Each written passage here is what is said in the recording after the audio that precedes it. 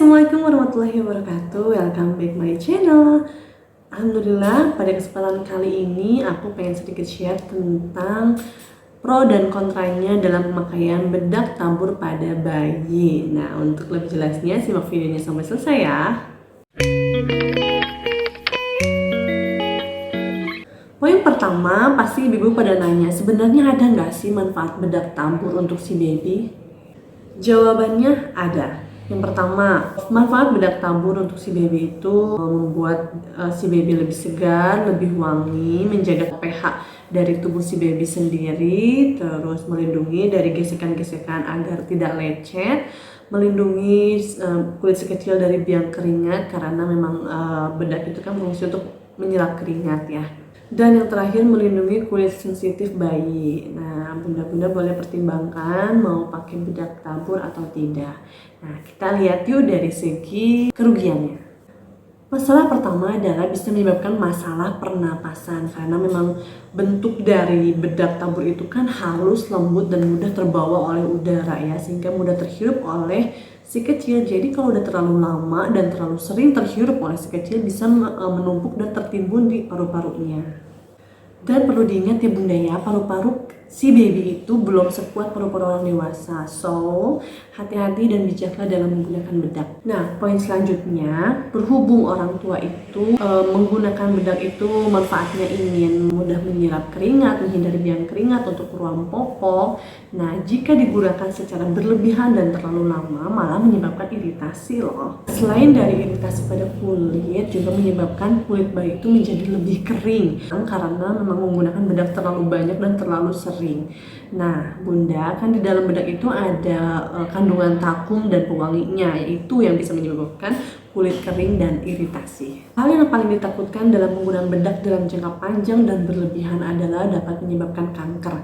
Ya, secara penelitian menurut American Cancer Society menyebutkan bahwa bisa menimbulkan kanker indung telur atau kanker pada paru-paru. Itu terlihat pada waktu dewasanya. Nah, secara spesifiknya kanker terhadap bayi dari pengaruh bedak itu sendiri memang belum jelas ya, tapi patut diwaspadai karena memang kandungan dari bedak itu yang bersifat kimiawi dan mengandung silikon dan asbestos yang bersifat karsinogenik atau merangsang terjadinya kanker.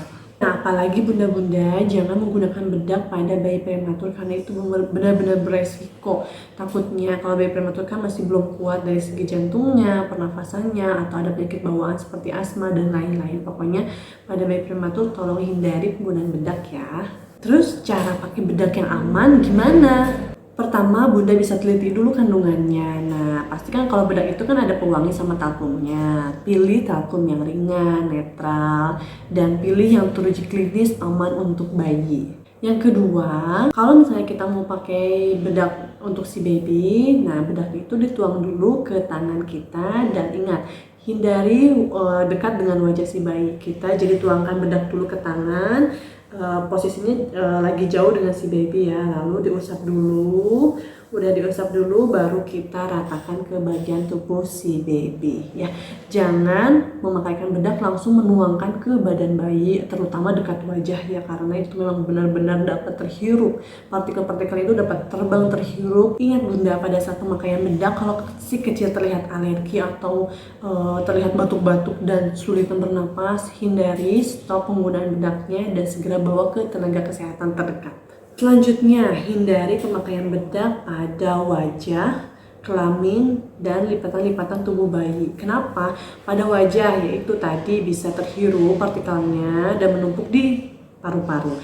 Nah, untuk kelamin bisa menyebabkan infeksi dan berisiko menyebabkan kanker itu. Nah, yang selanjutnya, kenapa nggak boleh di lipatan-lipatan badan itu nggak boleh dibedakin? Karena kan kalau lipatan-lipatan badan itu kan mudah berkeringat ya, jadi si bedaknya itu bisa menempel di lipatan-lipatan itu, menumpuk di lipatan-lipatan itu dan menyebabkan iritasi atau bahkan infeksi.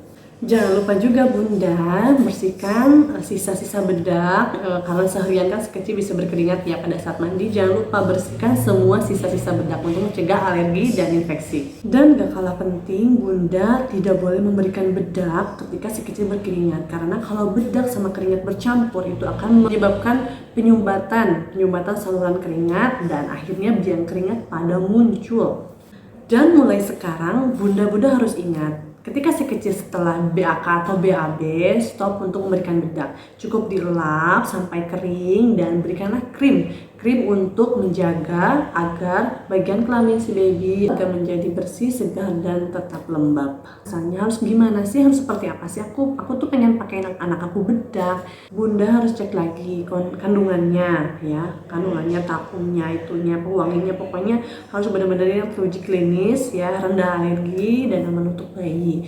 Yang kedua, coba Bunda beli bedak yang memiliki kandungan dari tepung jagung. Nah itu kan partikelnya kan lebih besar-besar ya, jadi resiko untuk terhirup dari paru-paru si kecil itu juga lebih kecil. Nah, kalau misalnya takut untuk pakai bedak tabur, coba Bunda pakai bedak cair. Bedak cair itu seperti apa ya? Kaladin tuh, itu kan bentuknya bedak cair ya, bedak dingin lah kalau misalnya kita bilang. Nah itu lebih aman, bisa mengurangi resiko yang bisa berbahaya untuk si kecil. Nah itu tadi pro dan kontra terhadap pemakaian bedak tabur untuk si kecil. Nah Bunda silakan gunakanlah bedak secara bijak ya. Gunakan yang perlu dan yang tidak perlu. Nah kalau bisa Bunda terus gali ilmu, cari literatur-literatur yang berfungsi untuk membuat kesehatan si kecil tetap prima. Nah sudah ya, terima kasih sudah menonton video ini. Jangan lupa like, comment, subscribe, dan share ke semua media sosialmu. Dan mudah-mudahan channel ini semakin berkembang dan semakin banyak memberikan manfaat untuk teman-teman semua.